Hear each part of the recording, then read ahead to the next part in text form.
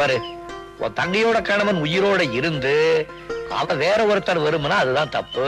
அவதான் செத்து போயிட்டானே, மறுகல்யாணம் பண்ணிக்கிறதுல என்ன தப்பு? சம்பிரதாயம்னு ஒண்ணு இருக்குங்களா? மனித உரிமைக்கு ஏதோ எந்த சம்பிரதாயம் இருந்தாலும் அதை தூக்கி குப்பையில போடு. ஜாம் அவனுக்கு 2வது கல்யாணம் பண்ணி வைப்போ. வலையண்டி வலையண்டி வலையண்டி, உங்களை மாதிரி மூட நம்பிக்கை கொட்டைய மனுஷி உண்டையத்தான் நிமிந்து நிக்க முடி, లేకపోతే படுத்துக்கோண்டி. யாரு வரு? நாளையில இருந்து இவரான் நம்ம ஊருக்கு போஸ்ட்மேன். நான் மாத்தலாகி வெளியூர் போறேன். தலைவரையா பாக்கணும்னு சொன்னாரு, அதனாலதான். అవునండి అవునండి, నాకు 7 குழந்தைகள் ఉండండి. 8வது குழந்தை வயிற்றுல ఉండండి. పరీక్షకి పణం కట్ట పణం లేదండి.